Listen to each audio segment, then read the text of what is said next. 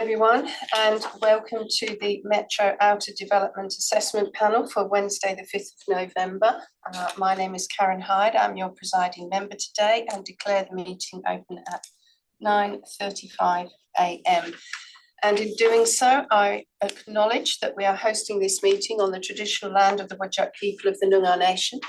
And we acknowledge the Aboriginal people as the traditional custodians of Western Australia and pay respects to elders past and present and the ongoing connection between people, land, waters and community. The meeting will be run in accordance with the DAP Standing Orders 2025 under the Planning and Development Assessment Panel's Regulations 2011. This meeting is being recorded and live streamed on the DAP website in accordance with Regulation 42A of the Planning and Development Assessment Panel's Regulations 2011. Members are reminded to announce their name and title prior to speaking. Panel members may refer to technical devices throughout the meeting to assist them in considering the information before them. I will introduce the panel members for this meeting. I'm Karen Hyde, the presiding member. To my left, Eugene Coltas, deputy presiding member. Further to my left, Tony Arias, specialist member. And for the City of Joondalup section, we have Councillor Adrian Hill, who is in the room, and Councillor Rebecca Bitsy, who is online. And for the City of Kalamunda item, we have Mayor Margaret Thomas and Deputy Mayor Kathy Ritchie, who are online. Item 2, we have no apologies. Item 3, noting of minutes. Minutes of previous meetings are available on the DAP website. Now, we have two parts to today's meeting for the City of Joondalup and the City of Kalamunda. In the first instance, however, I would like to propose a procedural motion to take Part C of the agenda for the City of Kalamunda first. Do I have a seconder for that? Thank you, Member Coltas. In respect of that, I'd like to take a vote primarily from the Joondalup panel members. Those in favour? Those against? Thank you. The motion is carried 4-1. We will then proceed with the Kalamunda item first. And I will turn to Part C of our agenda. And welcome Mayor Margaret Thomas and Deputy Mayor Kathy Ritchie, local government DAP members to the panel. Could I please confirm that all panel members have duly considered all of the documentation contained within Part C of the agenda and Part C related information with a show of hands? Thank you. Yes, due consideration has been given by all. I then invite members to declare any additional declarations of interest. To the elected members, was this matter considered at the council? No. Thank you very much. Are there any other declarations of interest from panel members? There are none for the purpose of this meeting. We then move to the item and presentations associated, and we have a Form 1 DAP application for lot 9000, number 120 Adelaide Street, Lot 14, number 27, Hatch Court, High Wycombe, for warehouse storage and incidental office. We have requests for one presentation for Jared Ross from TBB Planning for 3-minute time frame. No extension has been granted. And so panel members will be invited to ask questions after your presentation, as you're well aware, Jared. You have a PowerPoint presentation, I believe. Yes. We'll just call that up. Did you want your colleague to come up as well, or? Oh, that's fine. I'll call on them if I need their assistance. Okay. Did you want to, for the minute taker, just say his name? Yes. So thank you, presiding member. Thank you, panel members. My name is Jared Ross. I am a principal with TBB Planning. With me today is Owen McElwee, my colleague from TBB, Glenn Coffey from Hesperia, Amy Ardezzoni from Zone Group, and Tony Bisignano from Zone Group. We are here today presenting in support of the item before you for lot 9000 Adelaide Street and lot 14 Hatch Court in High Wycombe. It's hopefully a fairly straightforward application, realistically. If we go forward to the next slide, please. So in terms of the regional context, High Wycombe Industrial Area is an evolving precinct, transitioning from rural residential uses to light industrial. It was zoned light industrial in the city scheme some time ago, and is progressively being developed in accordance with the city's vision. It sits within the context of larger scale industrial sites. So the Hazelmere industrial area is immediately to the north and is rapidly developing at the moment. There is some rural residential land to the south, the remaining portions within the High Wycombe area, and residential land further to the east. The use that we are proposing is an appropriate use for the locality, provided that we can manage traffic, wastewater generation, stormwater and amenity, all of which we have addressed in our technical reports. The design does respond to the need for protection of amenity of interim sensitive uses to the south, being those rural residential uses, and the existing residential uses to the east through acoustic assessments and like. Next slide, please. So the site context, the development is a portion of Lot 14 Hatch Court and a portion of Lot 9000 Adelaide Street. There will be a new lot being created to accommodate the development via amalgamation and subdivision of those parcels of land, and those applications are in train at the moment. The northern portion of the new lot, and apologies, I don't have a cursor, but the northern portion of the new lot to the north of the site shown in red there will be developed separately for industrial purposes. Both of those two lots will front Adelaide Street directly. The development site will also be accessed via the new road that is proposed in blue. So the northern portion of that new road will be provided as a component of this development proposal and the parallel subdivision applications. So that will be constructed and seeded as part of this development for the purpose of access and egress of heavy vehicles. The remainder of that road connection running through to Hatch Court will be provided by the City of Kalamunda, who own the lot that land traverses. So they own Lot 13 for the purpose of that extension through. Next slide, please. So the development proposal is to accommodate Zone Group. Zone Group currently operate out of a site in Kenwick, and they are relocating. Zone Group are a well-established hire business for lifting machinery. They require hard standard storage for the purpose of the storage of machinery for hire, with incidental maintenance of the equipment and an office for administrative staff on site. So the site has been designed for those purposes. It falls correctly within the definition of warehouse storage under Local Planning Scheme 3, which in the light industrial zone is a use and is capable of approval. We have undertaken an acoustic assessment. The acoustic assessment wasn't attached to the agenda, but we have undertaken an acoustic assessment to demonstrate that it did not have any impact on surrounding sensitive uses and that we could operate within the bounds of the environmental protection regulations. That was based on site-specific noise measurements taken at the existing site in Kenwick, so it's a reasonably accurate assessment that was undertaken. Next slide, please. In terms of the development assessment, so the build form aligns with the scale of surrounding industrial buildings. If you had a chance to have a look at the aerial, there are two new industrial buildings that were developed by Hesperia to the east of this site on what was originally the Lot 9000. And there are developments going on across the road as well. It is a high quality design consistent with those developments that have been approved. The office interface adds visual variation and improves streetscape surveillance for Adelaide Street. The setbacks and landscaping reduce the impact on neighbours and the community impact of industrial development. And the landscaping is generally in line with the city's scheme requirements. And parking, we are proposing a variation, but we're always proposing a variation for warehouse type uses because scheme standards are realistically out of whack with the demand that these actually generate for parking. What we have provided is 12 bays for an estimated 10, maximum of 10 staff on site. So we consider that that is more than sufficient to accommodate for employee and visitor demand. Next slide, please. We are supportive of the officer's recommendation. We did have an opportunity to review and debate the conditions before they were provided to the DAP as part of the Responsible Authority report, and we are satisfied with those conditions, so we don't have any requested changes, but happy to answer any questions of the panel. Thank you very much, Jared. We can go back to the screen of our panel members. I will invite the elected members first. Mayor Thomas, did you have any questions of the presenter? No, thank you, presiding member. Thank you. Deputy Mayor Ritchie, did you have any questions of the presenter? No. Thank you. Panel members in the room, any questions of the presenter? No.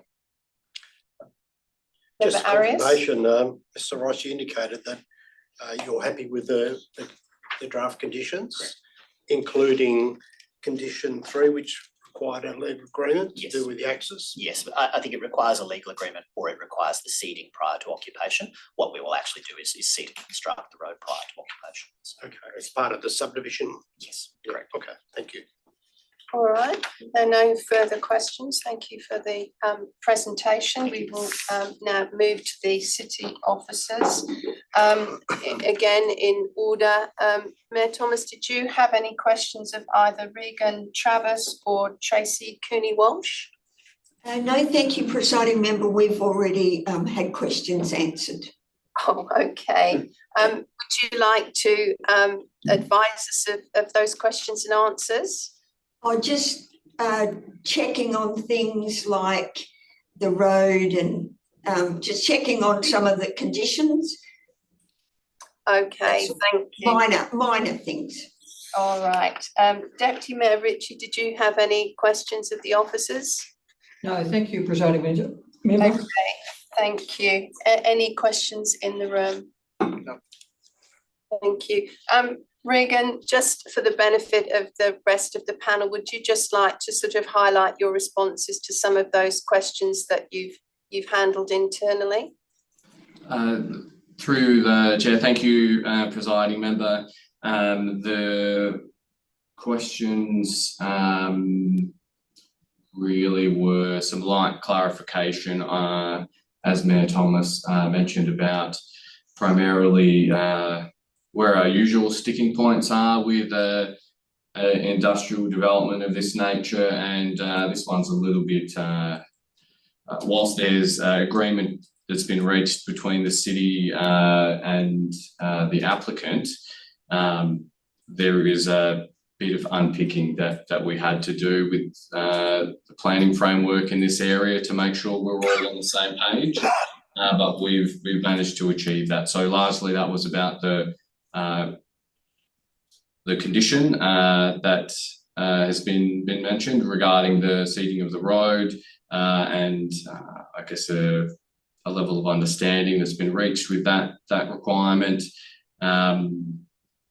That's the predominant one that was discussed. Okay, thank you very much. If there are no questions of the city officers, we will go to the item, and we have the responsible authority report, which recommends that we accept this as meeting the objectives of the scheme for the uses warehouse, storage and incidental office, and to approve it subject to a number of conditions and advice notes.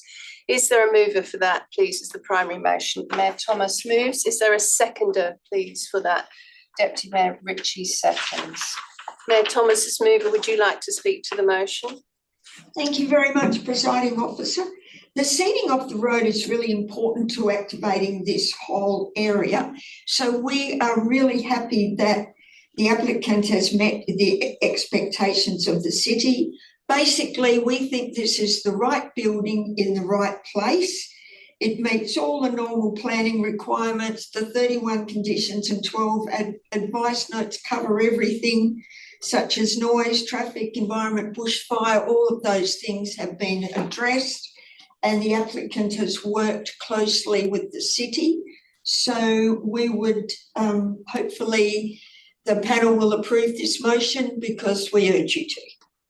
Thank you, Mayor Thomas. Deputy Mayor Ritchie, as seconder, would you like to speak to the motion? Thank you. I'd just like to echo those comments. I think the working between the applicant and the city has been strong and has ironed out any particular issues we had. Our issue was always about the seeding of the road, and once we received the letter that has acknowledges that, then we're comfortable with it and we would support the application and the motion. Thank you very much. Other speakers in the room for or against the motion?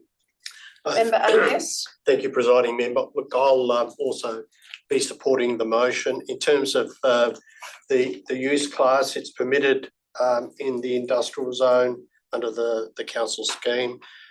In terms of industrial activity within the context of that area, it certainly, as that slide indicated, it's an appropriate use consistent with what's been developing. I note in the RAR the requirement for a structure plan for the area, but I think the RAR indicates that the the development isn't likely to prejudice the order and properly planning of the area, and I endorse that. I recognise there is also a shortfall in parking, but that's minor, and I think it probably more accurately reflects what is happening with warehouse type uses. And in any event, I think there's sufficient area on the site if additional parking is required on a short-term basis. So on that basis, I'm prepared to support the application. Thank you very much, Member Arias. Member Coltas? I'll just echo those sentiments and those of the councillors. The absence of the structure plan, as highlighted, doesn't impact on orderly and proper planning, and I think the council's dealt with a number of applications in the past where areas don't have structure plans, as long as they the developments conform to their usual standards and development standards, they can be supported. And noting that the seeding of the road area will enable the council to complete a link to Hatch Court. I think that's important as far as the overall area functioning in the future.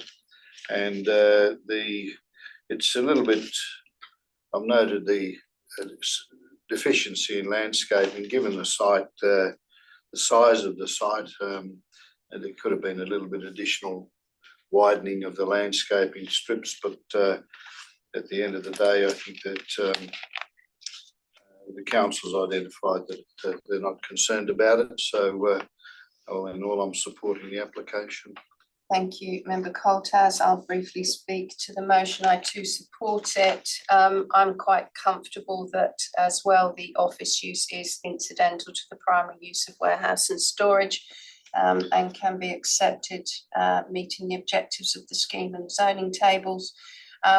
I think a lot of the material that might have been dealt with through a structure plan has actually been dealt with in more detail, given the development application supporting technical information, and doesn't prejudice the area and is therefore quite orderly and proper planning. No objections from any referral agencies externally or internally from the city.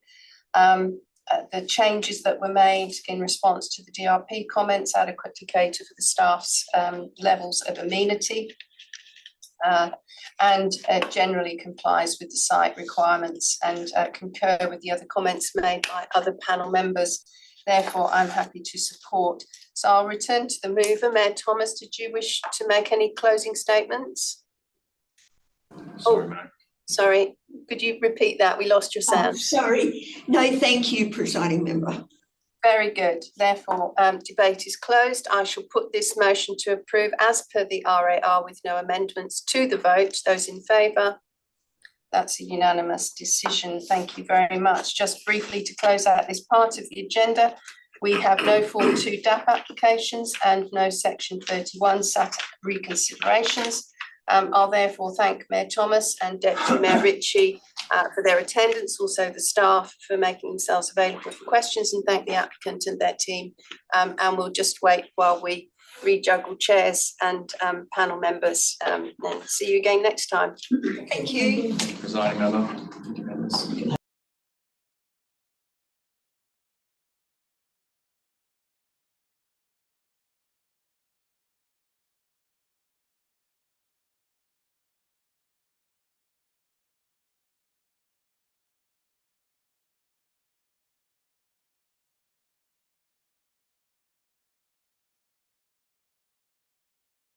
To come back in there. Okay. We will continue now with our agenda for the City of Joondalup.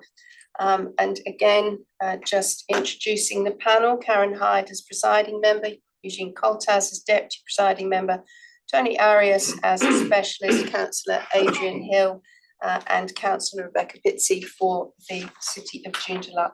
Could I please confirm with panel members that they have duly considered all documentation contained in Part B of the agenda and Part B related information, with a show of hands? Thank you. Due consideration has been given by all. I'll move to disclosures of interest. Did members have any declarations of interest to declare? Was the matter considered at council? No, okay, and no further declarations to be made? No, okay, thank you. We will then go to presentations and invite the presenters to take a seat at the table.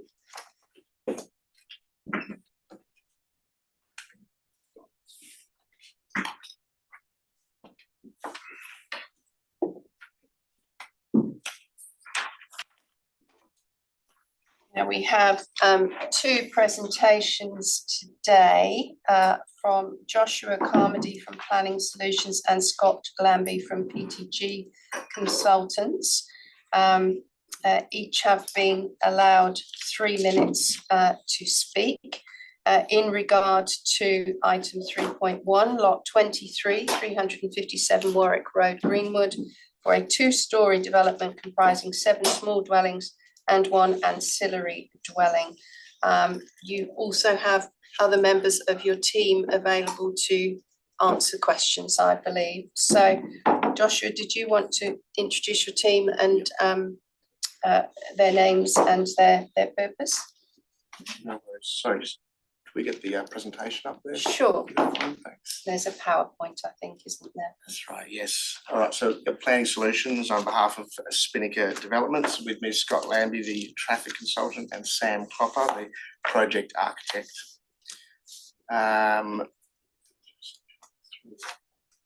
All right. So this is a social housing project, which, as you would be aware, will meet a critical need in this state at the moment. It was a surprise, I have to say, to see the city land on a recommendation for refusal. It was particularly surprising in the context of the RAR as a whole, which, to be honest, is quite supportive of the development.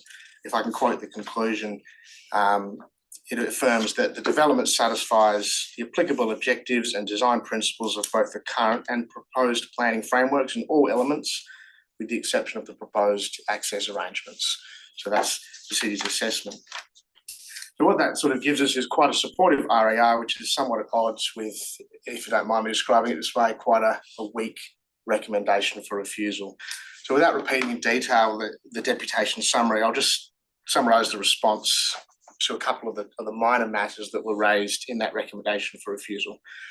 Now, we don't believe that a 30-centimetre landscaping strip along the driveway is warranted, given that we have a separate landscaped pedestrian walkway along the western boundary. But if the DAP decides that's necessary, there's space to provide it, so we don't have an objection to that. We also don't have an objection to reducing the height of the apartment 103 courtyard along the driveway to 15 centimetres down to 75 centimetres as the city's requested. So no objection to that. One area that we don't accept, however, is the city's claim that the proposed vehicle crossover and access arrangements are in any way unsafe. The design here is supported by the Department of Planning, who this was referred to, and it's also justified and supported by Scott here, who will speak to that in a moment. Before he does, if I can just sort of step back, put it in perspective. We're talking about a development with 5 car bays. I work in the CBD here. The building that I'm in has 200 car bays served by a single access driveway. And my boss tells me that in 10 years, there's been maybe 5 times that 2 cars have entered and exited at the same time, right? So we're talking about five car bays here, a very rare situation.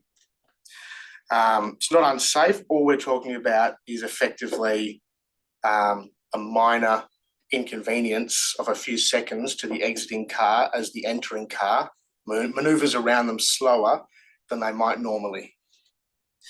So in light of that, our request is that the DAP adopts the city's alternative recommendation and conditions, which they've provided. The only change that we would request to those conditions is the one I've set out in our summary. That's amending Condition 5 to delete the sentence, "The amended parking plan shall include allocation of 1 dedicated visitor car parking bay." The intent of that change is not to avoid visitor parking. It's the nature of the agreement with the Department of Communities that they'll be provided with 5 bays to manage as they see fit, whether that's more visitor parking or however that is. It's the case that the Department of Communities has total control of the car park. They allocate it to tenants. They have tenancy agreements. They can determine how and for what purpose all bays are used. I'll hand over to Scott now to just speak to this access arrangement in a little bit further detail. Thank you. Thank you. My name is Scott Lambie. I'm a Senior Road Safety Auditor with PTG Consulting. I'll be talking to the design of the site access arrangements and why, in my opinion, I believe the proposal is a suitably safe design appropriate for the site. The city's development and housing opportunity areas local planning policy has a cut-off within the document of 10 dwellings, which differentiates between a 6 metre wide crossover being required or a 4.5 metre wide crossover. However, in the policy, there's no differentiation with regard to developments that are being constructed on quiet local roads or those on busy integrated roads such as Warwick Road. The size of the development, the low parking availability within the site and the tidal peak movements that are normally seen with residential use and the low expected traffic generation for the site means that the likelihood of conflict between an inbound vehicle and an outbound vehicle is very remote. The probability of this occurring during the peaks has been calculated at 1.25% per outbound vehicle movement, as stated within the provided TIS report. However, the most serious of risks to drivers associated with the site would be the need to stop a vehicle on Warwick Road, which is a high volume and 70 km/h speed limit road, if an inbound vehicle was to conflict with an outbound vehicle, if the site was only allowed a 4.5 metre wide crossover. The arrangement would be fine for a development located on a back street, but potentially serious on a road like Warwick Road. It is for this reason that the design includes a 6 metre crossover to allow entering vehicles to leave the Warwick Road carriageway as soon as practical, no matter the situation. The design strategy is supported by the Residential R Code, section 3.7, which states that grouped and multiple dwelling sites located on a designated integrated arterial road should have a crossover that allows for two vehicles to enter and exit simultaneously in a forward gear. And this is what we've tried to achieve with this small development. With regard to sight lines, as previously mentioned by Joshua, the development and driveway is serving only 5 car bays. The extremely low likelihood of 2 vehicles entering and exiting at the same time would not typically drive the design consideration, but in the extremely rare chance that it does occur, the exiting vehicle may well pull out onto Warwick Road while shielded by the inbound vehicle, or at worst, the sweat paths contained within the TIS report show that all that is required is the entering vehicle to drive a little more considerately and slowly as they manoeuvre behind the exiting vehicle, resulting in the blocking of sightline visibility for only a few seconds at most. And as stated by Josh before me, the proposed access design is not unsafe, nor is it unfit for purpose. It is just a minor inconvenience to the residents at worst. Now, with regarding to some concerns in the RAR regarding parking bay compliance, particularly parking bay RO2, the RAR suggests that the bay is not compliant with AS 2890.1, the Australian standards. This may be the case if the car park was open to the public or used for commercial purposes. However, section 4 B 4.8 within AS 2890.1 notes that for parking in residential and domestic car parks, it is allowable for some inconvenience due to space constraints, as the car parks generally have a low turnover and familiarity with the car park by the residents is usually high. In addition, parking allocation by management can allocate any bays that are difficult to access by large vehicles to tenants that have either a small car or a motorcycle, which would obviously improve manoeuvrability. So Scott, you're quite close to time, so if you could draw to a close. I just wanted to mention that also in Australian standards, it does note that for residential and domestic car parks, that manoeuvring space for large vehicles may need up to 5-point turns. And as demonstrated in the TIS with the sweat paths, we're able to manoeuvre with at least a 4-point turn for all the car parking bays. Okay, thank you very much for that. We will now invite questions of the presenter. So if you could go back to the screen, Neil, thank you. First of all, I'll see if Councillor Vitsi has questions of the presenters. I just suppose a little bit of clarification. Warwick Road is a very heavy traffic road. People drive quite fast along it at 70 kilometres. I'm just wondering how you think it's safe that people could reverse back onto there for a short period of time. If that was the suggestion, am I correct? That was one of the... No, there's no suggestion that anyone is reversing onto Warwick Road. Scott, would you like to perhaps elaborate in terms of the manoeuvring with vehicles entering and vehicles exiting?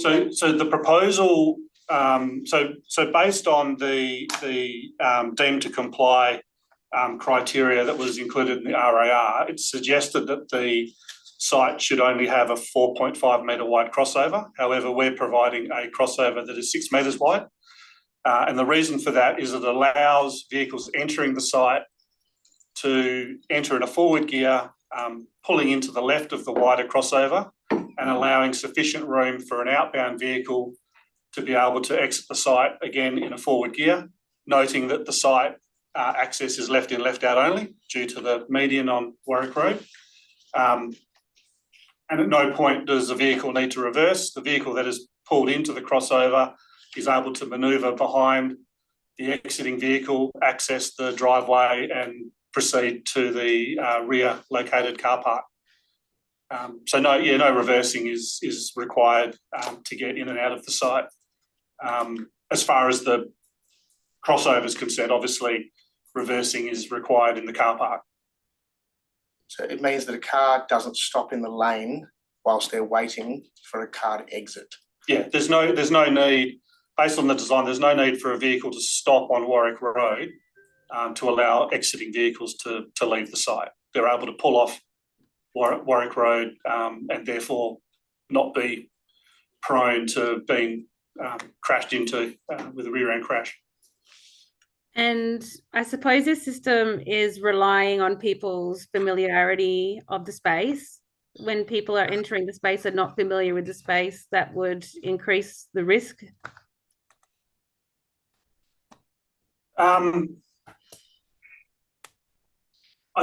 To be 100% honest, yes, there would obviously be a difference in risk. However, it is typical for a wide crossover, like a 6 metre wide crossover, because they're obviously seen in many developments, commercial developments, shopping centres, etc., that drivers entering keep to the left, drivers exiting keep to the left.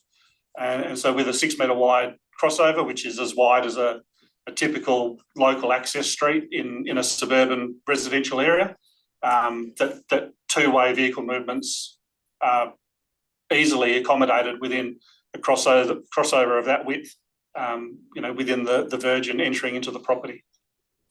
So even if you had never visited the site before, it would be quite understandable that when you pull in, you keep to the left, exiting vehicles keep to their left, and so two-way inbound, outbound traffic is possible. Having this kind of slipway on a fairly main road right next to essentially shopping centres where people will be using the pathway, pedestrians, in my view, this could compromise pedestrian safety walking along here. Every residential property along that section of Warwick Road has a crossover which crosses the footpath.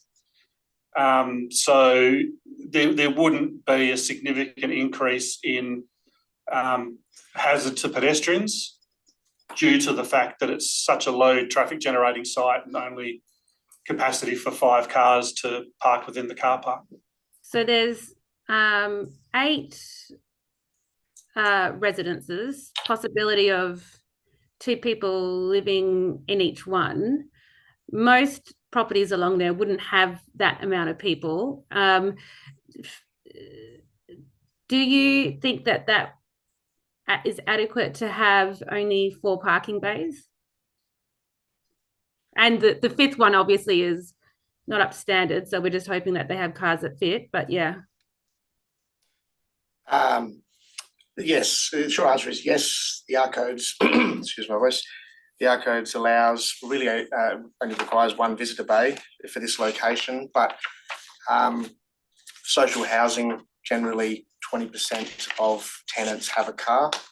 That's the rate that's being accepted in for multiple developments around Perth, and that's the rate that the Department of Communities works on, and that's what's been provided. Any further questions, councillor? Not for now, thank you. I can come back to you if other matters arise.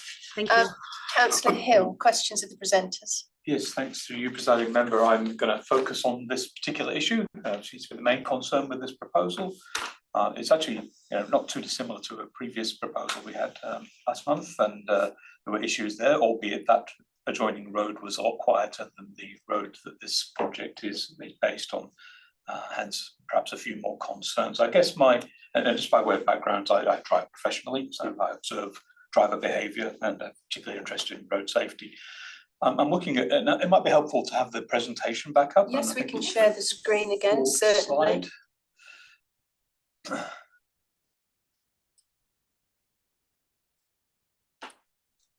Is it which one particularly, councillor Hill? That's the fourth slide, It's just slow. just go down to the next one. 2 vehicles. Yeah. Two more slides. Mine's not working. Okay, go down to the next one just for Just briefly for a moment. So I understand what's been said. I guess my particular concern with driver behaviour is without seeing precisely what the layout of any road markings are or signage approaching here. In the image we see here, the driver incoming is kept very much to the left. Let's call it on the assumption that there might be a car coming. I'm not so sure how easy it is to see as he does that manoeuvre down to the end of the driveway to see if there is indeed a car coming. So my suspicion is that the driver approaching might actually be more to the right and would only realise a car's coming if they're already further to the bottom of that image. So I have a little concern with that. If we go to the next image down. Yes, I'm looking at that and I see on the left-hand side a car in a position as if he's seen a vehicle exiting, so he's very much on the left-hand side and very much away from Warwick Road to allow that vehicle to exit, and then as the vehicle exits, he's manoeuvring immediately to the right to get onto the driveway, which is fine in principle. I just have concerns about the reality as to that driver who's approaching, if he will indeed take that route, and if he does take that precise route, whether he can in fact see down the driveway to the end to see if there's a vehicle coming. If you can talk me through that, please. Yeah, certainly. I'll just make a brief comment, Yeah. just so we're clear about the sort of relevant consideration here. So five car bays would normally be, there would be no expectation that there's a passing lane or anything.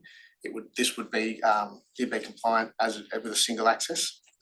The reason why the double crossover is provided is because of the busyness of the road, and this is effectively getting cars off the road faster. Yeah, with respect, that wasn't the nature of my question. If you can address the Yeah, I'll happily address that. So you mentioned sort of the reality of the situation. So if we look at the reality of the situation, what we're seeing on those swept paths is what would occur if the inbound vehicle saw a vehicle exiting the site. So they would pull into the left and the vehicle that they could see exiting the site would obviously be on their left, and it would be a two-way movement. And we're talking about an extremely low probability of an inbound-outbound conflict. Obviously, as you'd be aware with residential properties, typically in the morning, vehicles are exiting, very few are coming in. In the evening, most vehicles are coming in, very few are exiting. So the likelihood, and when we're talking about only 5 car parking bays, the likelihood of an inbound-outbound conflict is extremely low. However, if a vehicle entering the site did not see a vehicle exiting and decided to pull into the crossover on the right-hand side, the likelihood of a vehicle coming out is low, as I've already mentioned. But if they were to proceed up the driveway and a vehicle started coming out of the car park, being the fact that it's a residential development, the users will be familiar with the site because they will actually live there. Even in the parking management plan for the site, it may be that the vehicle that is exiting the car park has to reverse back into the car park to allow the vehicle to enter, free up the access, and then the vehicle in the car park then proceeds out of the site. So that's basically how it would manage. If it was located on a quiet back street with only a 4.5 metre wide crossover, that's how the site would be managed all the time, because the crossover would only be wide enough for one car at a time. So if you can address the specific point I raised, being that the swept path we have here has the vehicle entering staying to the left, but my question really is that can he see the vehicle that's coming down the driveway if he keeps to the left? And the answer you just gave implies not. So in other words, the image we see on the left there is not reality. In reality, cars will come more to the right-hand side. And if they do see a car coming, and if that vehicle doesn't reverse out, his only option is to reverse back out some way onto Warwick Road in order to get back to that left-hand side. That's my concern. Well, I guess there is an alternative option that they can both just sit there in their car all day until someone decides to move. But certainly I wouldn't be reversing back onto Warwick Road. It could certainly be written into the parking management plan for the site that the exiting vehicle, if they haven't got to the gate, because basically once they're past the gate, the inbound vehicle would be able to see them. So I'm concluding from your comments that you are of the view that if a vehicle keeps to the position on the left-hand side, then they indeed wouldn't be able to see down the driveway. If there's a vehicle they would be able to see a vehicle exiting from the gate. So my concern is that the scenario we're looking at on the left is kind of hypothetical and not reality, because vehicles would more likely come further. I certainly understand what you're saying. The scenario we're seeing there is 100% reality if a vehicle is exiting the site while a vehicle is entering the site. And if the vehicle entering the site sees the vehicle exiting, that's my point. And as you can see in that scenario, where the vehicle exiting the site is located, they would definitely be able to see the vehicle if they're on Warwick Road. So I certainly appreciate what you're saying, but the scenario we're looking at is if a vehicle is exiting the site and it's within the front of the site, the crossover, the verge area, the vehicle on Warwick Road does not have to stop on Warwick Road to allow that vehicle to exit. They are able to pull into the crossover. Yeah. If the vehicle... Is it okay if I just talk to a little bit about it? So there's a balancing act with what we're choosing to do with the site, obviously, where we're choosing not to do a 6 metre lane down the side, but choosing to do a single access because of the small movements. We accept that for that length of that 3.5 metres, there will be conflict, and in 1 in 100 opportunities there might be having to negotiate an outcome. So the bit that we're trying to solve is when there's a car past that throat. So that when they're in that throat and there's 2 cars in conflict, they will have to resolve that. That's in that throat. We're trying to resolve this moment where they're outside of that throat. So you're right that once one car's pulled in, say onto the verge, and another one's already in that driveway, as with any single access, which is acceptable under the R codes, they have to resolve that conflict. In either one has to reverse back down the laneway. The alternative is we show a 6 metre wide driveway, but then that compromises the amenity of the products that we're trying to produce and makes the building either have fewer apartments or achieve a worse outcome for the amenity of those. So it's a balancing act that to talk to the parking, we made some difficult and expensive decisions to retain trees on the site in order to make the parking at the rear more complicated. That was a decision we made that introduced variations for the city. So we were trying to solve things that have varying degrees of solution. So obviously we think the trees are more important than the cars in the back. We think the retention, putting landscaping in the back around the tree is more important than a strip of landscaping down the side. We accept that there's a conflict between them in that throat, and the reason that we've decided to do that was we think that 3.5 metres is a better paved section than a 6 metre down the side of the building, because there's canopy issues and landscaping issues when you do that. So there are conflicts with this. What we're trying to solve is that knuckle moment, which is the thing where you're right, where they are both aware of it. And there is a moment where the car coming off won't be aware of the car coming up, but that's the same as any point along that riverbank where they have to resolve that conflict. Councillor, the questions. Yes, I could just add one Well, more now point. I'd like to go back to councillor Hill to ask questions that concern him, and then other points you want to make, I'm sure will come through from other questions. yeah, so this is an important point, and it's the main thrust. I do think it's important, and I think we've ascertained so far that that driver behaviour is the great unknown here, and I see a lot of driver behaviour. So in consideration of alternative options, and you have mentioned the possibility of making the driveway wider as one option, I suppose there may have been another option considered at some point to have the parking bays at the front rather than at the rear to avoid the driveway altogether. Is that something that's ever been considered? That was not supported by the city. Yeah, what we try and do is get the homes to address the street so that there's activity on the street. There's a whole bunch of other considerations to do with passive surveillance and activation in the street. So the design is really based on taking language from residential forms with protruding and recessive elements, balconies and private spaces, all kind of referencing residential forms. And what we want to have is people on the street so that we don't have effectively backyards on the front of the building. So yeah, I'm not suggesting it was an alternative. I'm just trying to understand the history as to whether it was ever considered. So I appreciate the responses. Thank you. Did you have further questions? No questions. I at can this come stage. back to you Thank if you need to. Other questions from panel members? Member Arias, did you have Yes, questions? thank you. Question about driver behaviour, and just taking up the point councillor Hill made. Obviously, access to the site is from the north, turn left. Ordinarily, I would think people would turn into the left side of the driveway. Would that be normal behaviour? That's normal behaviour. Yeah. And if you could, sorry, I leave the just slide wanted, there. I wanted to So, go to see yes, councillor Pittsy, so just to share the and I screen think for it. that would be typical. People would turn into the left side.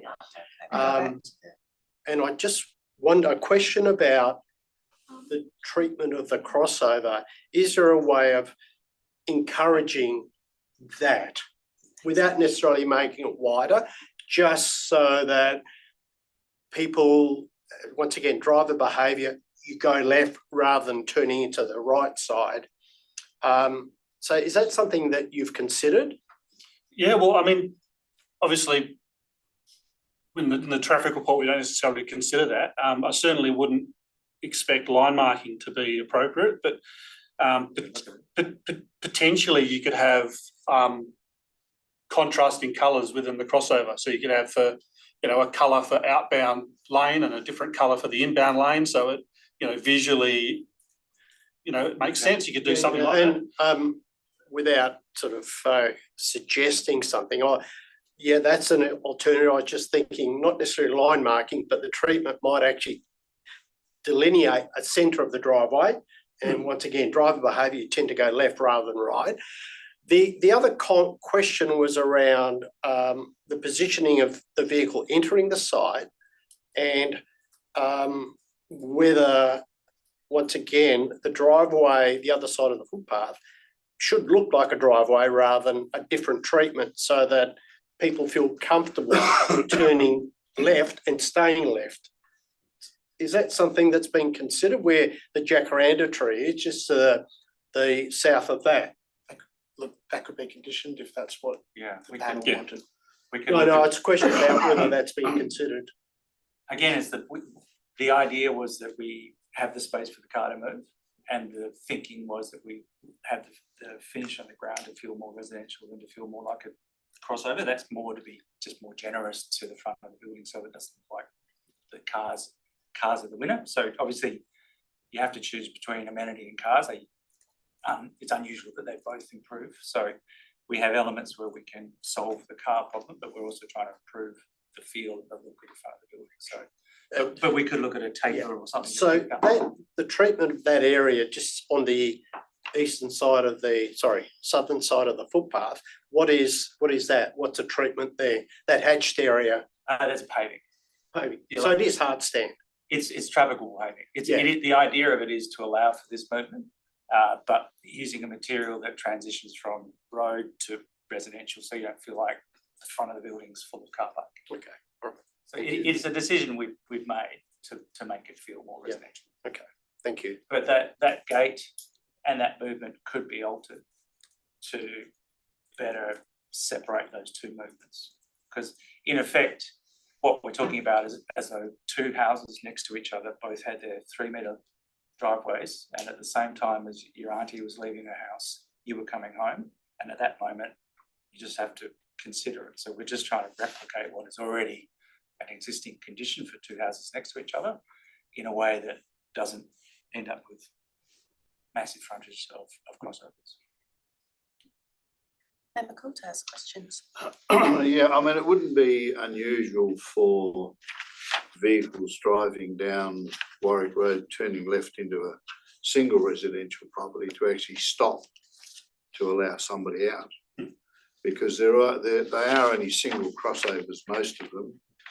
I observed, I think it was about 5 cars on a single residential property. So they must get conflict with vehicles coming in and out at times. So, although in this case you won't see down a driveway, whereas on a single residential property you can. Could it be enhanced by, or safety be enhanced by having a sign saying entry vehicles keep left at the entry, and possibly put one of those mirrors on the eastern side of the driveway in that 15 centimetre or 15? Yeah, well, I mean, it's sort of going back to Councillor Hill's original question. You could, I mean, even though in my opinion it's not warranted because of the low risk, yeah, you could certainly have a lantern, you know, flashing light or some sort of element at the front of the building with a sensor that as the vehicle is leaving the car park, it starts to flash. Therefore, anyone on Warwick Road goes, okay, someone's exiting, so they make sure they keep to the left. Yeah. You know, there are certainly strategies like that could be done. You typically wouldn't need that stuff until you had a much higher traffic generation and larger car park, but it is certainly something that could be done if it satisfies the concerns. One of the things that we are focusing on this development is to do it efficiently.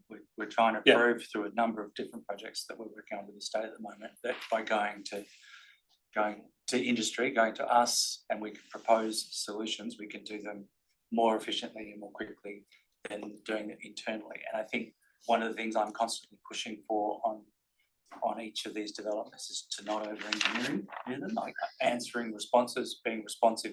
The building has evolved quite a lot from our first DRP presentation because we listened, but we're also trying not to add ongoing costs. So simple capital costs like mirrors and things I'm comfortable with, but ongoing costs I start getting a bit uncomfortable. But we are trying to do a simple building, and remembering that Department of Communities, Department of Housing use a calculator of 20%. So we're talking about 7 or 8 houses here. So we're talking about 1.6 cars are what they're expecting, is what their typical use. So we're talking about 1.6 cars being used on this site. It's less than a typical residential. Let's say it's 2, let's say it's 3. It's still not much more than almost every single residence along there. And I think haven't thumbed our nose at this problem. We've been solving this with the city. We've made a number of changes through that process because we can hear the concerns. We think we can do this through the solutions we've proposed. We're happy to have the solutions you've proposed added, but I will just remind that we're trying to avoid ongoing costs and massive capital costs because we're trying to deliver these efficiently. Okay, thank you. Any other questions at this point? No. A couple of questions from me, 3 questions actually.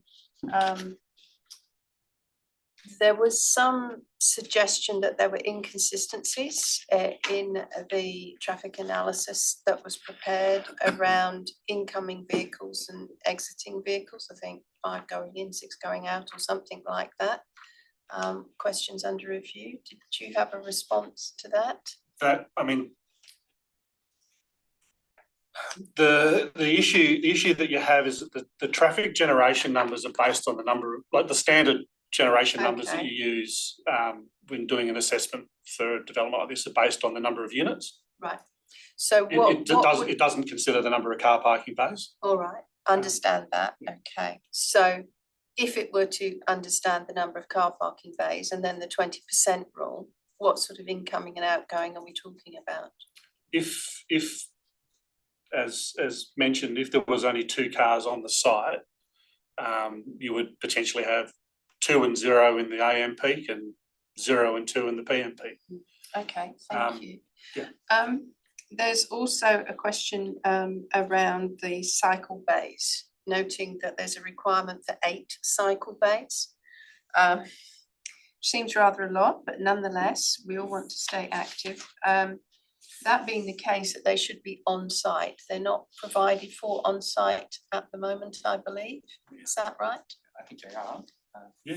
Yeah, we've added some additional visitor parking, bicycle parking. Okay, The right. requirement for bike parking is way outside of actual use. yeah, Every residential tower being built. has got understood, empty cabins. understood, Sam, yes, Yeah. but nonetheless, We have provided them. okay, I think there's 13 provided on the Where site. Yeah, so if you look at the northern end, just next to Yeah. the tree we've retained, Yeah. there's a section oh, yes, with bikes and then a section for bins. okay, So- right, lovely, thank you. And whether or not we get to this point, but the alternate that the city officers provided that you've made some comments on, and particularly that condition 5 that you've made specific comment on, talk about a revised PMP, parking management plan.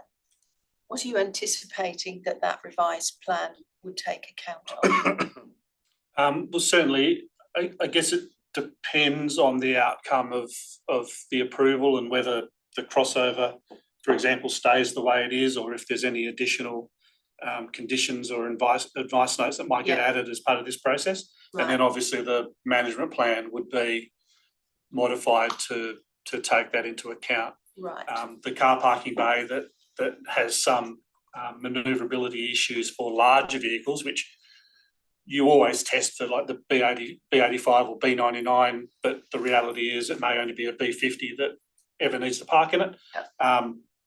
So depending on the outcome, the management plan might address the issues around that particular bay. okay, So if I jump in with that question, one of the other things that's previously been done in the PMPs for these social housing sites is the PMP provides the mechanism to require the Department of Communities to include in the tenancy agreements a prohibition on tenants having visitors come to site with vehicles. So rather than that being conditioned, it's put in the PMP. yes.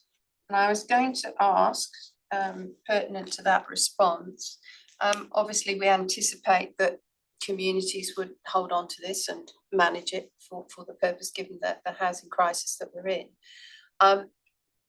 You may not know the answer to this, but how would they ordinarily, when tenants move in, advise them of the way in which the parking is managed, the way in which access and egress is managed, the way in which they inform anticipated visitors to the site? Is there some level of conversation or a manual, something of that nature? My understanding is they allocate the units based on the needs of the tenants. So if a tenant has a car and this site has got occupied, they've already allocated the bays, they wouldn't allocate a tenant to this site.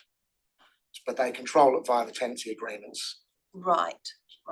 And the building strata management agreement. So even though the building isn't being strated, Yes. it is set up to be strated should they choose to sell them off. Not that they ever do, they just like to have that flexibility, and so there will still be bylaws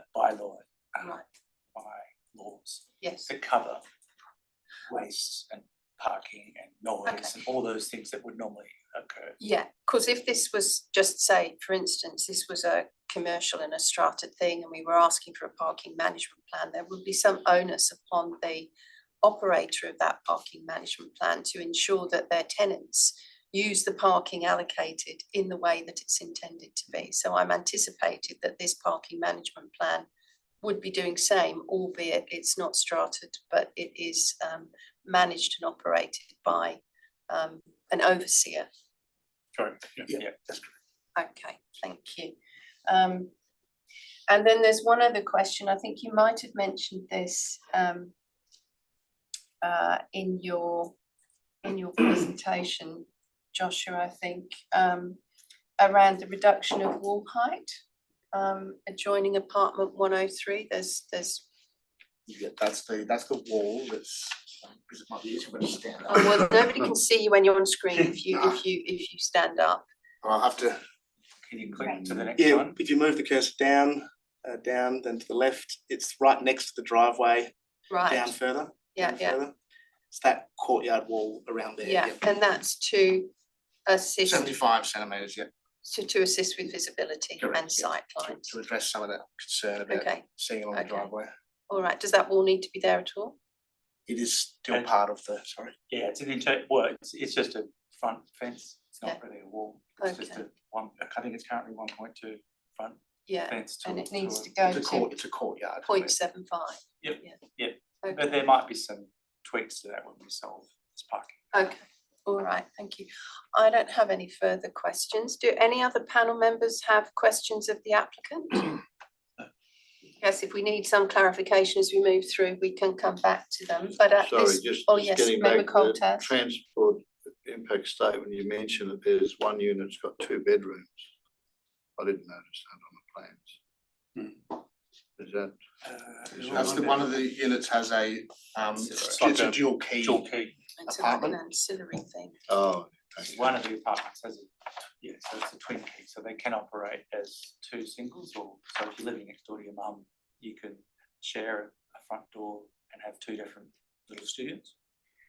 I suppose if you key the doors alike, you can have lots of ancillary claims. Okay. Well, it is referenced to the new codes which allow you to have one Yes. ancillary. Yes, so Yes, that's indeed, okay. 8's a indeed. lot better number In than terms 7 of when you try and size make and so things forth. stack and simple. Might be a further dependent individual Yeah. upon one of the occupiers. We also have it so it can be adapted so that one of the living places can be a bedroom, so you can then have a 3x2, 3x2. Okay, let's move ahead. Let's refer to our local government officers, and we have Catherine Temple available. Good morning, Catherine. I'll invite panel members to ask questions of the city officers. Councillor Pitsey, did you have questions of city officers? Not at this time. All right, thank you. Councillor Hill? Yes, thank you, through you, presiding member. So, morning, Catherine. I think you would have been listening into the commentary on the potential driver behaviour on this accessway, which is a critical component of this design. So my concern, just to re-emphasise, is that by keeping to the left, as the hypothetical images show us, the driver will not really see if there's a car coming down the driveway. So we've had some conversations about how we can account for driver behaviour and how we can mitigate things. But my concern is if a driver keeps to the right so he can see if there's a vehicle coming, and then if there's a vehicle coming, he might be tempted to reverse back across the footpath or into the roadway by being courteous, but that introduces a hazard. So I'd be interested in your views on that discussion we had, and specifically whether you have any specific ideas or comments on how this might be addressed to the satisfaction of the city. Thank you. Sure. Thank you, through you, presiding member. Driver behaviour is always a difficult one to comment on, and I sort of refer back to some of the comments that were made around people that are familiar with the site will certainly understand the lay of the land as they come in and will tend to sort of keep to the left, but those people that perhaps haven't been there before or don't visit very often may swing to the right-hand side of the driveway. I think our primary concern, obviously, with the development is that point of access and the fact that that's where we're providing the space for vehicles to sit to one side as a vehicle might exit. It's very, very tight, the movement that the inbound vehicle needs to make around the back of the outbound vehicle.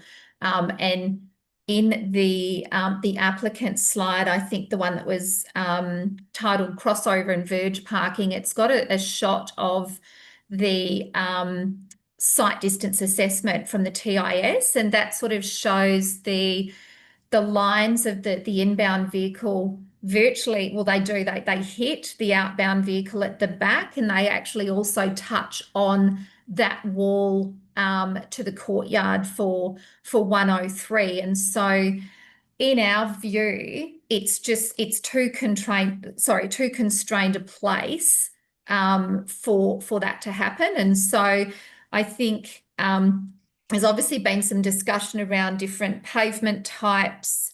Those things may work, they may assist. I wouldn't want to make any comment on the use of things like lights and mirrors and those sorts of things in the absence of actually discussing that with our in-house professionals on those. I tend to think the hierarchy of Warwick Road, our primary concern would be creating distractions for other drivers. You know, obviously we wouldn't want to cause that. And so it is a really difficult one. And I think we sort of looked at it quite closely to see how it might be able to work. And ultimately where we've landed is with the design that's been put forward, it is just too constrained. There's just not enough space. We're not confident that there's enough space for the inbound vehicles to actually make that turn around the back of the outbound vehicles, and then they'll be stuck, and that will create a sightline issue for the outbound vehicles because the inbound vehicle won't be able to get around the back of them.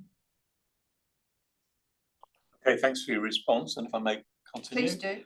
Just interested that if the city indeed refuses this application on the basis of this point alone, are there any constructive suggestions that the city might have about how this could be overcome? Obviously there was talk earlier of wider driveways.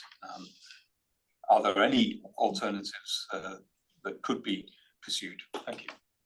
Yeah, thank you. And through you, presiding member, I think just looking at the plan, I mean, obviously a wider driveway will provide more space. I think there may be some scope to look at the location of the fencing in the courtyard for that unit 103 and whether there's any opportunity to sort of shuffle that fencing back a bit and towards the west a little bit to create that wider part of the crossover, so that could perhaps be a bit longer and provide more space for the inbound vehicles to then move around the outbound vehicles. Okay, thank you. And I have one more question, if I may. Just with regard to the Joondalup design reference panel, this issue wasn't really picked up as far as I can see from. Can you just clarify to me the specific role of the Joondalup design review panel and whether matters like this should be part of that consideration, or is it outside of the scope? Thank you. Yeah. Okay. Thanks for the question, and through you, presiding member. The Joondalup design review panel really focused their attention on the design of the building, the functionality of the building, and the in sort of on-site parking areas and landscaping and the like. And so there was in the initial design that went to them a proposed visitor car parking bay in the verge. That was something that they made comment on to see if that could be relocated. Obviously, that being in the verge wasn't supported by the Department of Planning, given the hierarchy of Warwick Road. But ordinarily, these types of issues is not something that our design review panel would comment on in too much detail. Thank you. And just sorry, one little clarification if I may, presiding member. Yes, please. There was a comment earlier from the applicant about the design effectively being approved by the department. I'm 100% sure which department I'm referring to, but just I would like to see some clarity on the city's view on that particular implied approval from a government department, and which contradicts the city's position. Thank you. Yeah. Okay. Thanks for the question, and through you, presiding member. So the initial application, which included the parking bay, the visitor parking bay in the verge, was referred to the department in July, and the department's response was that they didn't support that visitor bay there. A revised design that removed that visitor bay but then included the passing bay in the verge area was then referred back to the department in October, and the department came back and said that they didn't object to that design. But I guess there's a caveat to that. They did recommend that the city obviously ensure that the driveway design and standards comply with the requirements that are set out in the R codes. And so that's then where our assessment of that design came into play. And that's where we've landed, is that we don't support that and we don't think it meets the intent of the R codes. Thank you. Thank you, Councillor Hill. Member Arias, questions of Catherine? Thank you. Catherine, you made comment about potential modifications around that driveway crossover. Can you elaborate on what you think is possible? Yeah, thanks for the question, and through you, presiding member. Look, I've just sort of made those observations sitting here looking at the plan, and so I wouldn't want to go into too much detail, but I'm trying to think about how we could create more space. So there's obviously more opportunity for inbound vehicles to have enough space to keep to the left and manoeuvre around. It is perhaps a portion of that crossover, sorry, a portion of the courtyard for Unit 103, perhaps moving off the driveway. So it might mean that the gate is either shuffled a bit to the west, so they almost lose the eastern part of the courtyard, just so then there's enough space for the driveway to have that little bit more length and space for manoeuvrability. If that, I don't know, sorry, I hope that makes sense. Yes, it does. I think I was suggesting that area to the, and I get the orientation right, to the west, no, to the south of the jacaranda tree, whether that's made to look more like a driveway, provides a bit more refuge for vehicles entering the site.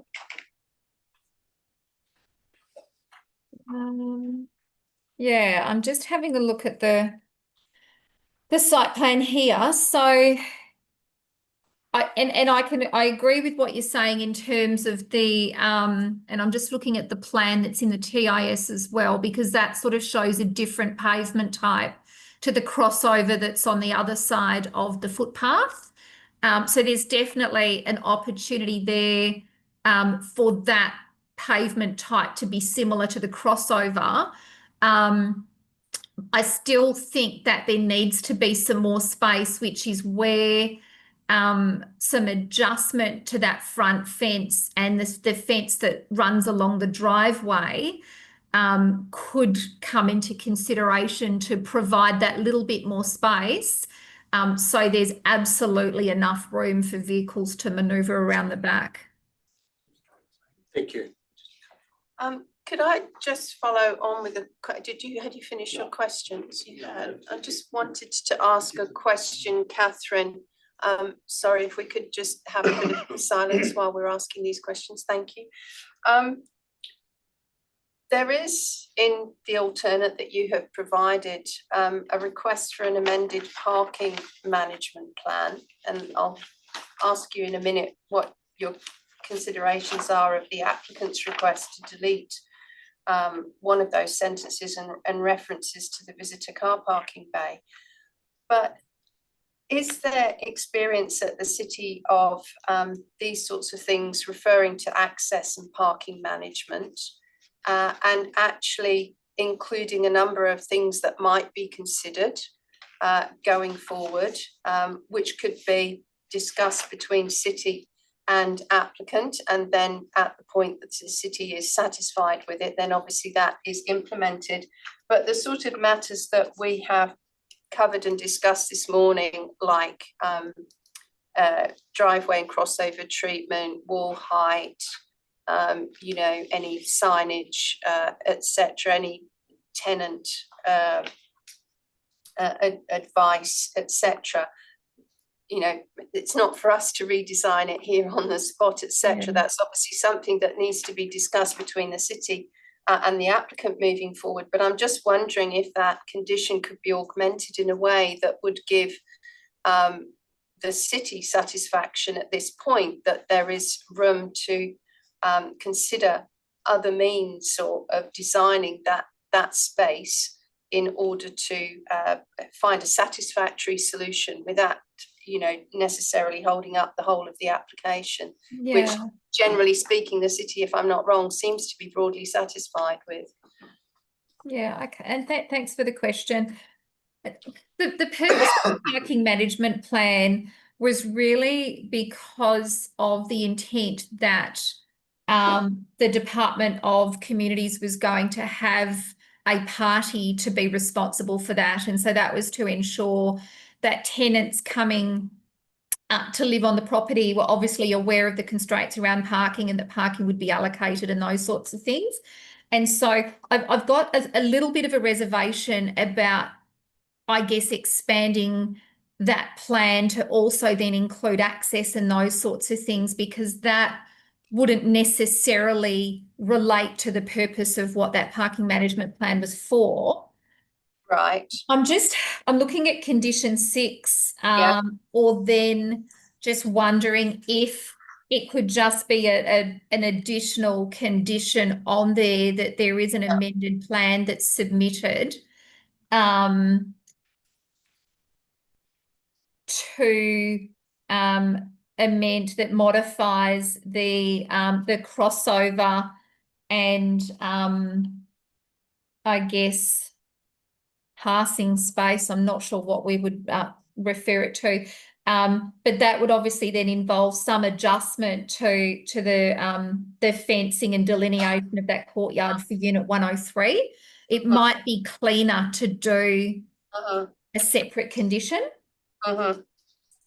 Thank you for that advice, Catherine. And just returning then to condition 5, that the applicant has asked for the deletion of reference to a dedicated visitor car parking bay. Could you provide me with some context as to why the condition is currently worded in that way and what your response is to the applicant's request?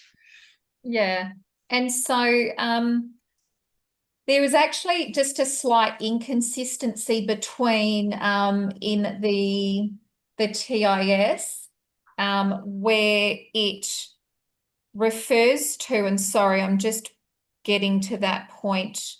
Sorry, the parking management plan, it outlines that visitors bays, a visitor bay will be allocated, but then it also outlines that all bays will be designated to individual units. So it's actually very unclear from reading the existing PMP as to whether they're intending to have a visitor bay or not. And so the purpose of that condition was obviously to clarify the point that the city considers that a visitor bay should be provided. It's just part and parcel, I think, of residential accommodation. It's inevitable that you're going to get people dropping in to see you, to drop things off, to pick things up and those sorts of things. So we do think that there needs to be a visitor bay provided as part of the development. Okay, thank you for that answer. Sorry, Member Coltas, back to you. You had a question. It slipped my mind. Sorry. Okay. Any other questions, Councillor Hill? Yes, thank you. If I may, through the presiding member, just I do notice we have with us today some nearby residents, and I just think it's important to ask Ms Temple to confirm that, with the exception of this issue with the accessway, could you just confirm that the city would otherwise be recommending approval of this proposal? Thank you. Yeah, and thanks for the question. Yes, as it's been outlined in the RAR, the city is generally supportive of the application. We consider that it will provide some diversity in housing that's much needed in this area. It's well located. They're retaining quite a significant tree to the rear of the development, which is fantastic. That obviously offers a lot of amenity, not just for the people on this site, but more broadly in the area. So we are quite supportive of the development. The key fundamental issue with this obviously was this point of access. And so if there's a situation where that can be resolved, then yes, the city would be supportive. And I might just follow on from that, presiding member, just to be clear then, and obviously there are a lot of communications in response to consultation from nearby residents. So if I just ask you to just restate your opinion, and just that you've considered and addressed or considered those communications with nearby residents in drawing the conclusion that the proposal is otherwise suitable for approval. Thank you. Yeah, thank you, through you, presiding member. Yes, I can confirm that as part of the city's assessment, we did take into consideration the submissions that were received through public consultation. Thank you. Thank you. Any other questions of Councillor Pitsey? Yeah, sorry, just a quick one, and I understand comments just made about overall support. I just have one more query about the car bays. The project is saying that there'd be maximum 2 cars as per the numbers that you get from Department of Housing. From the city's experience of similar developments like this in the city, are there issues with parking, and do you foresee that this could become an issue? We're saying that there's going to be a parking management plan that will be managed by community housing. It's not really obvious in that plan how many cars there actually will be allowed, if they will be allocated to specific tenants. So do you foresee this being an issue with other similar plans in the city? Yeah, thanks for the question, and through you, presiding member. Look, off the top of my head, I can't think of anything that's sort of similar in context where it's been problematic. There's, I think, issues with parking on properties is largely down to individual circumstances. And I think it's important to note with this application that it actually satisfies the parking requirements of the R codes. At the moment, it doesn't meet the requirements of the city's HOA policy. However, those requirements will be superseded by the R codes in the coming months. And so in terms of our consideration, we've sort of taken a pragmatic approach that this meets the intent of what the state government is trying to achieve in terms of reducing the need for on-site car parking, because it is in close proximity to a high-frequency bus route. So there is a bus stop directly across the road.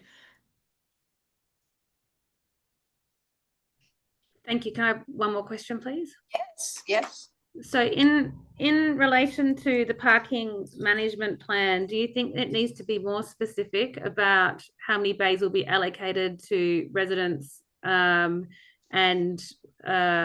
which ones and which one will be a visitor parking, just to make it more clear for the Department of Housing who will be managing it?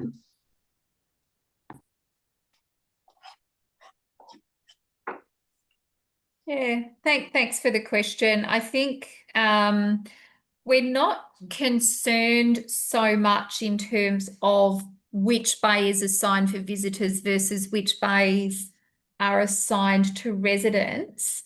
It largely, I think, we'd be pretty comfortable to leave that decision making to the Department of Housing or Department of Communities in terms of how they'd like to allocate that. I suppose not a meaning of specific bays. The point of the question, sorry, was a bit not well worded. Do you think that the parking management plan should have the number of cars allowed to be allotted to residents at that space, in that place,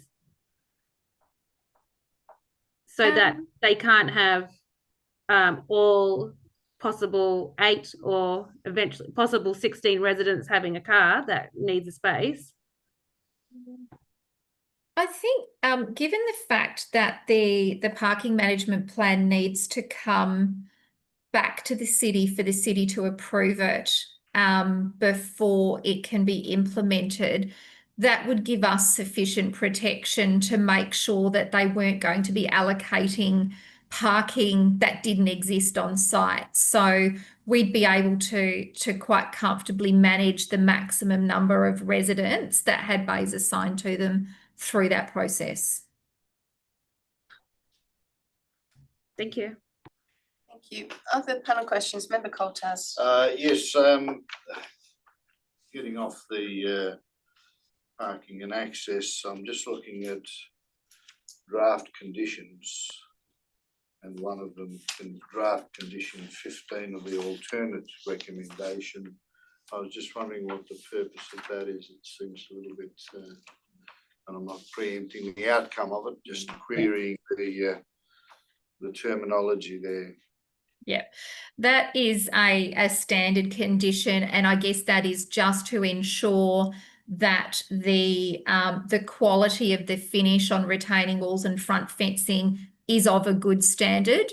We've unfortunately had some instances where there's been retaining or front fencing that's gone up and it's been incredibly messy brickwork and the like, and those sorts of things, and unfinished surfaces that neighbours have then had to treat themselves to bring that up to standard, or where it's a really poor outcome from the streetscape. Okay, maybe some alternative wording. That's okay. Thank you. Any further questions of the officer at this point? If not, let's move ahead with the item. And we'll take it in the order that the RAR has presented it. And the responsible authority recommendation in the first instance is to refuse this application for a reason as identified. Is there a mover, please, for that as the primary motion? Moved by Councillor Hill. Is there a second, please, for that as the primary motion? Seconded by Councillor Pitsey.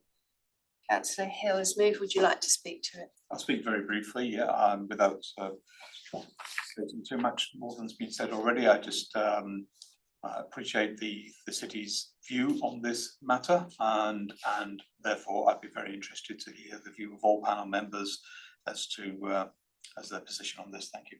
Thank you, Councillor Hill. Councillor Pitsey, as seconder, would you like to speak to the motion? Yeah. At the moment, before hearing the panelists, I'm recommending the city's recommendation to refuse the application on the grounds of non-compliance with access, parking, waste management, and the biggest concern that we've all spoken and heard about today is the safety and access to the actual residence itself.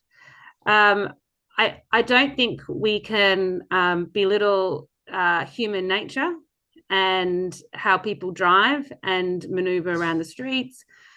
I think that needs to be put at a bigger consideration than what was given today in answers to questions.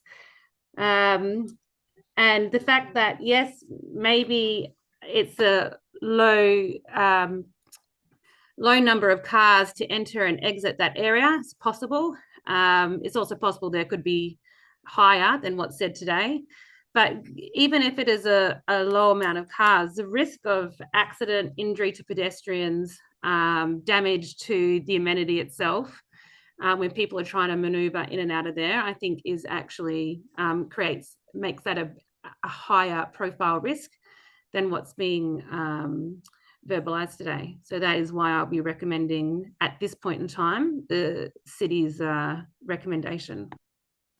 Thank you, Councillor. Speakers for or against? Other speakers for or against? Member Arias, would you like to speak to this? Thank you, Presiding Member. I won't be supporting the current motion. The RAR indicates general support for the development in terms of its location and general compliance with scheme requirements. Obviously, the primary issue seems to be some concern around safety. We've got a TIS which indicates that very low traffic volumes entering and exiting the site, even during peak hours, and overall on a daily basis, fairly low. The RAR also indicates that the Department of Planning, Lands and Heritage Transport section has no objection with the proposed access arrangements.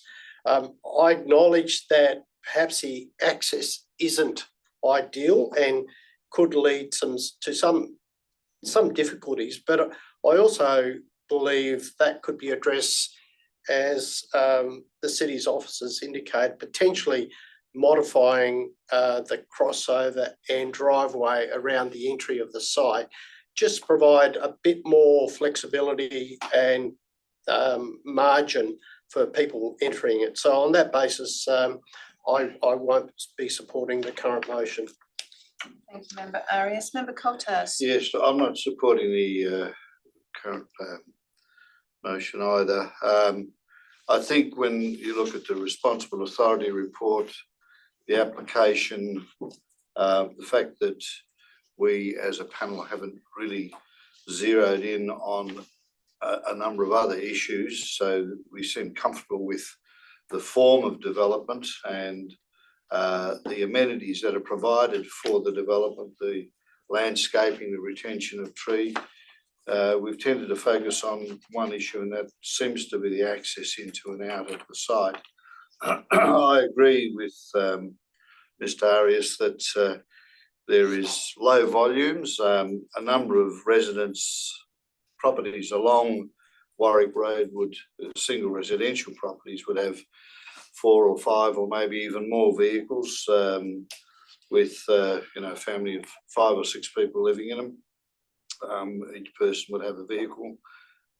So the familiarity that these residents will have with the site, I think will partially overcome the issues associated with access into and out. I think the access can be improved. It would be at the expense of perhaps the amenity for running 103, that is to truncate the front courtyard and perhaps a little bit of the or shift the fence, the gate in the front yard that we've been talking about.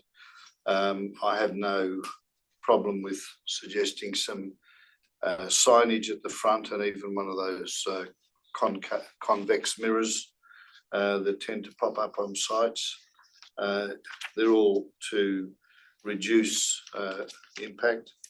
And overall, I think that the driver behaviour will dictate that yes, there'll be visitors to the site, and yes, the visitors will park on the verge or park across the pavement on the median strip, but then I've observed that along Warwick Road in single residential properties as well.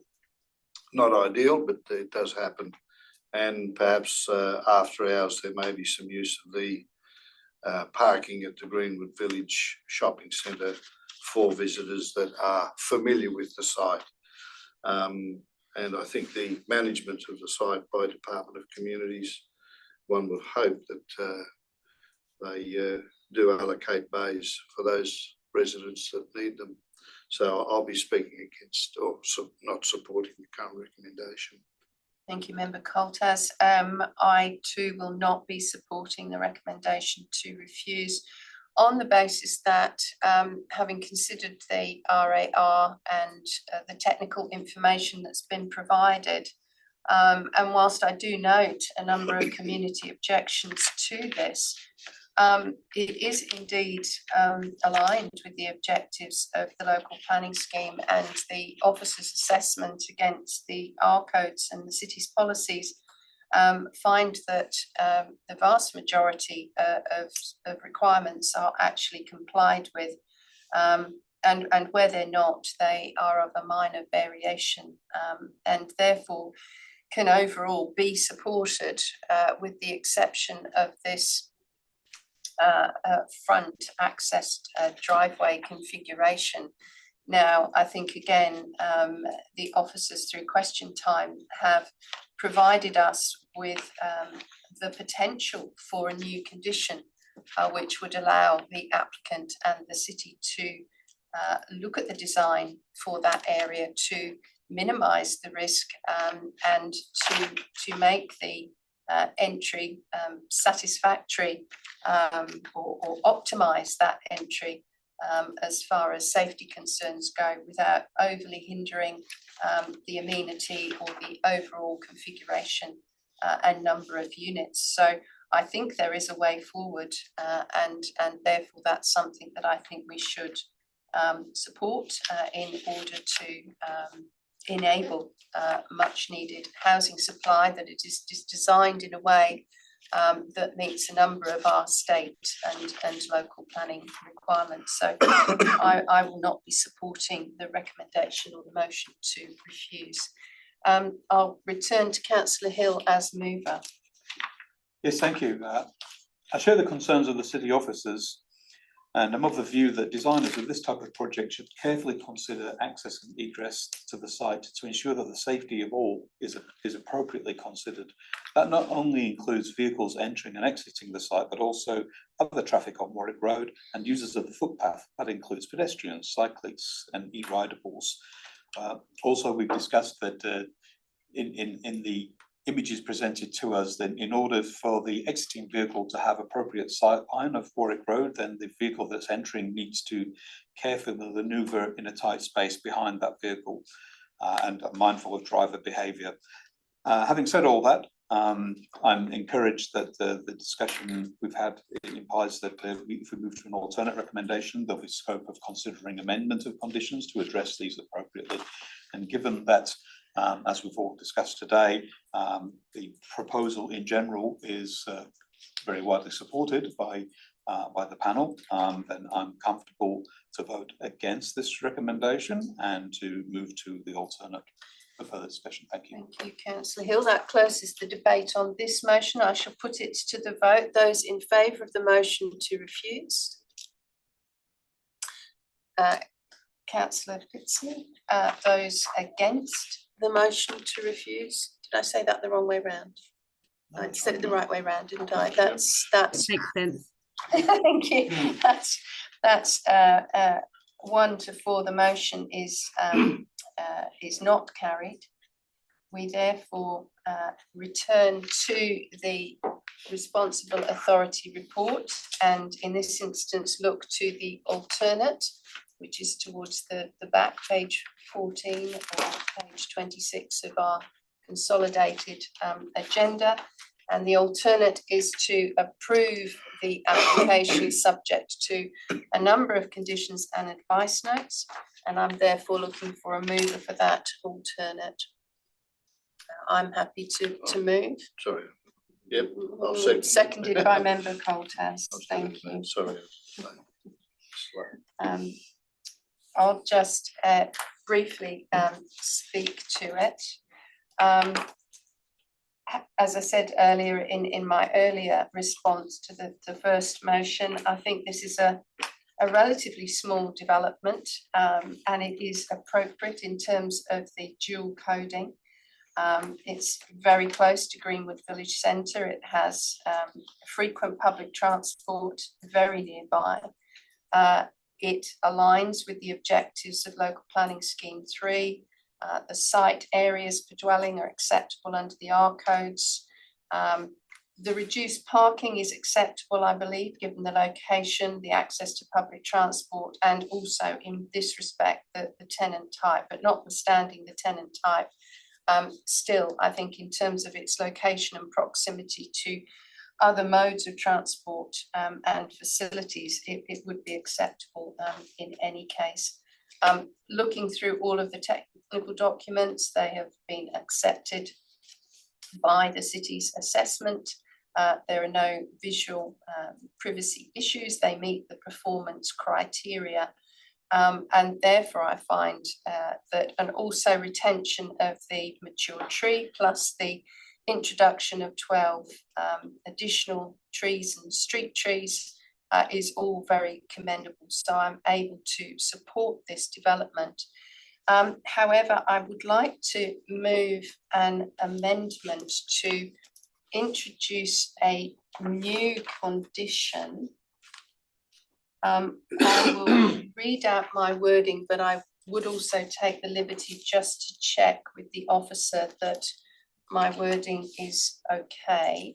And this new condition would be an amended plan that modifies the crossover and parking space, taking into consideration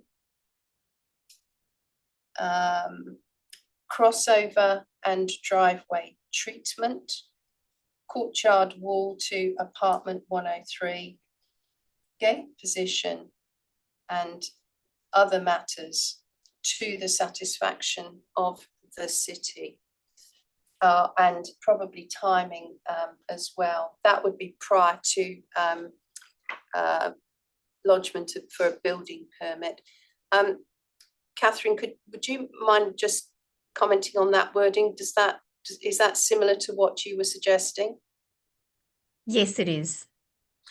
Presiding member, could I just, I'm happy to support the general intent of that, whether perhaps you could refer to the verge passing bay. Oh, pardon me. Yes, so I did that verge passing bay. Is that what, well, it's not actually in the verge, is it, as such? But the passing bay, you want me It's to? actually in the TIS, it's referred to as a verge Oh, is it? passing bay. Okay, thank you for that correction, member Arias. Okay, so I'll reread it again. A new condition that requires an amended plan that modifies the crossover and verge passing bay, including but not limited to consideration of crossover and passing bay treatment, courtyard wall design to apartment 103, gate positioning, further dot point, other matters to the satisfaction of the city. So that's moved by me as amendment 1. Presiding member, happy to second that. Thank you, member Arias. I'll only speak briefly to this. I just think it is of such concern, safety, access, egress. I think we've toyed with a number of things informally. It's not for this panel to actually redesign. It is something that requires a lot of serious technical consideration and an agreement between applicant and city. But I think given that it was such a contentious issue and the reason for refusal, and there is a mind that there could be a tweak here and a tweak there, admittedly the limitations and constraint of the site dictate that there can only be certain changes. I think that it's appropriate that we introduce a new condition to give it clarity and certainty. So, Is there any way? sorry, I'm not entering into a discussion with you at this point, sorry. Member Arias, a second. Thank you, presiding member. Earlier on, I suggested a potential change, so I'm very happy to support that. I appreciate the project team has spent a lot of time in design, but I think the intent of the condition won't affect the integrity of the development, but will improve safety. And I think that little bit of perhaps extra safety margin in the verge parking bay will reduce safety concerns. So on that basis, I'm prepared to support that additional condition. Member Arias, other speakers on this amendment?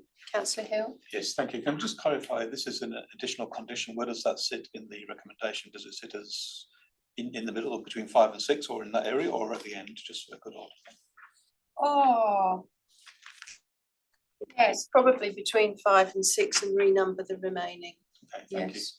I'll just comment briefly. I think it's been a very constructive discussion this morning on how to what to do in order to be able in a position to effectively approve this development. And I think this amendment in the alternative is a good mechanism for seeking a resolution that should be to the satisfaction of all parties. And I appreciate the discussions from everybody. Thank you. Thank you. Other speakers for or against the amendment? Councillor Pitsey?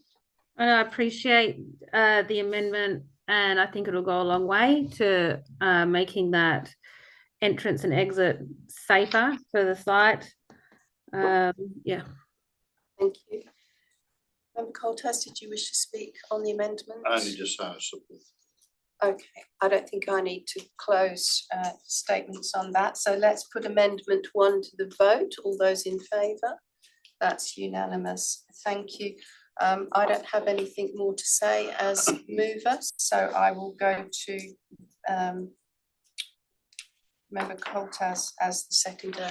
Okay, look, I support the overall development. I think it's a development that state and local authorities of a mind to support, to increase densities and also to provide for social and affordable housing in accordance with relevant policies that are being adopted and implemented these days.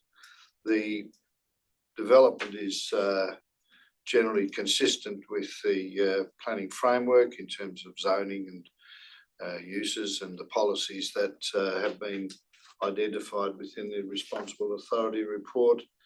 The Responsible Authority Report does say that the city broadly supports the development, the landscaping, the facilities such as storerooms, parking, waste management has been identified, and also recommendations made on a waste management plan. The conditions that we're looking at are generally to ensure compliant with the proposal. The retention of the existing vegetation we're identified is appropriate and has in some way constrained the development, but I think overall it's a benefit to the site and the general locality. The issues associated with the accessibility into the site, I think we've identified a condition that we can enhance through maybe truncation of the courtyard to apartment 103. And as I mentioned, things like supplementary signage to advise people entering the site, and for a concave mirror that I mentioned, that could fall under the other matters with the amendment that we've agreed to can cover. So all in all, I think that it's an appropriate development in the location nearby a major shopping centre and high frequency bus route. So I'll be supporting. Do you have any amendments you wish to make? There's an amendment. I think I'd like to tidy up the wording for condition 15. I think the wording I'll be proposing is retaining walls and front fencing shall be of a clean finish when construction of the development is completed, and that they be kept to the same standard during or after development. And yes, and shall be kept in a good state to the satisfaction of the city. Some wordings to that effect. Perhaps, Catherine, you might have faced that wording before. I think we mentioned it before in a previous application. Yeah, I think you could just sort of go with what you were saying, retaining walls and front fencing shall be of a clean finish when the construction of the development is completed and thereafter maintained to the satisfaction of the city. Okay, thank you. Thank you. I'm happy with that. Is there a seconder for that, please? Member Arias, did you wish to speak to it? Member Coltas, to amendment 2? No, I'll just leave it as is. Member Arias, did you wish to speak to any other speakers on this amendment? If not, I'll put it to the vote. Those in favour? That's unanimous. Thank you. I'm still with you, Member Coltas. No, I have no further amendments. Okay, thank you. Other speakers, Member Hill? Yeah, can I just seek clarification on condition 5, because the applicant suggested a revised wording, and just as mover of this alternate, can I just check where we are with condition 5? Well, it is up to members to consider the applicant's request to amend condition 5. And at the moment, only Member Coltas has finished speaking on the matter.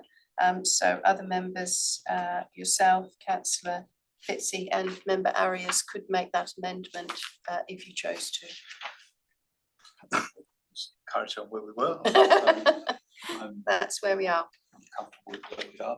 Okay, thank you. Did you wish to speak on the alternate, on the motion on the table? No, I think I've effectively commented on All things I right, want to say. okay. Councillor Fitzy, did you wish to speak on the alternate now as the substantive motion? Yes, thank you. Just briefly. I think this development looks great, and I'm supportive of the development for improving housing for our community. I think it's much needed. My concerns still lay, even with amendments that have been made, and I think they do go a long way, but this is still not a safe entrance and exit. I think it's not just unsafe for the residents themselves, but also for pedestrians and other community members walking by and using the pathway. And I do feel like it could be solved with further architectural changes that I know are costly, would impede the time frame of this development going ahead. But safety to me is more important than those issues. So on that issue, I, at this point in time, can't support. Thank you. Thank you, Councillor. Member Arias, you Thank still you. to speak Yes. on the substantive? Look, I will support the motion to approve. I think there's been discussion about the planning framework, and certainly a multiple development in this area is appropriate. In terms of the location, it's on a transport route. It has bus and train access. It's walkable to a local shopping centre. So it has the attributes to support multiple dwelling, but also to support social housing, which is part of what's proposed. I think I would commend the design team for what's come up. I think there's been careful consideration to the development, and that's reflected in supporting the RAR for most elements of the development. We've discussed at length the issue of safety, and it's probably fair to say it's not ideal, but I'm comfortable that the proposed change, and given the volumes of traffic to the side, that we've addressed it in a way that's going to minimise potential conflict. And I think the risk is low. So on that base, happy to support the motion. Thank you. Did you have any amendments that you wish to make? Okay, thank you. That remains with me then, just to respond. Thank you for all the discussions. I'm still of a mind that I think, and particularly now with the amendment that we've made, which prompts a revisit of that point of direct access from Warwick Road, that we've reached a point where the application is certainly worthy of approval. For the purpose of discussion, however, I will just put forward a further amendment, which would be amendment four, is it three? Yeah, 3. For the purpose of discussion, move to amend condition 5 as per the applicant's request. Is there a seconder? Second. Oh. Okay.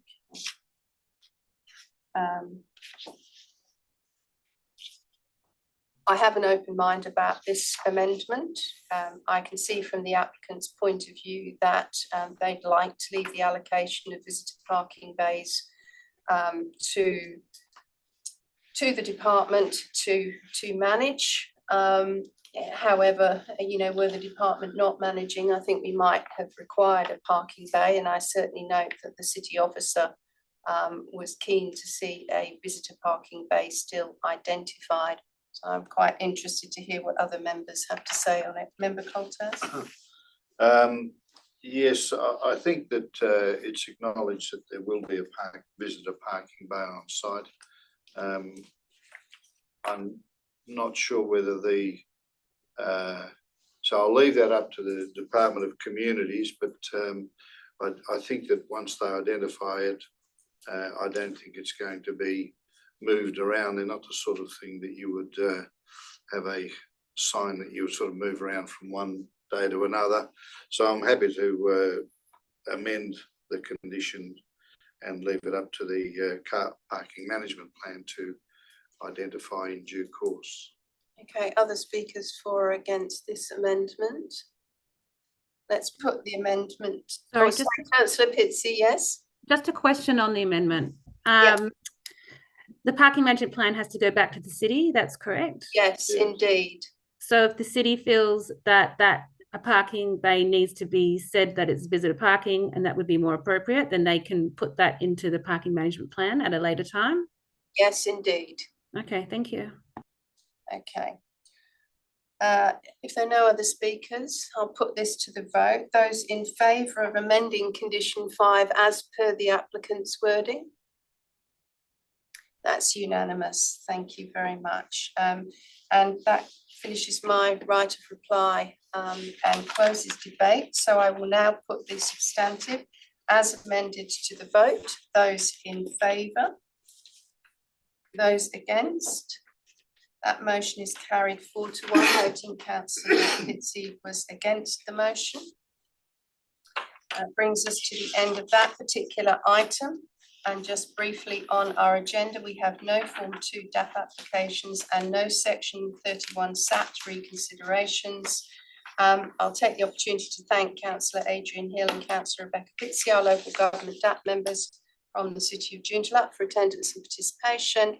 Thank the other panel members too, and the city officers, Catherine Temple, applicants for presenting, Secretariat for keeping us running very smoothly this morning. Draw the meeting to a close at 11:31. Thank you. Thank you.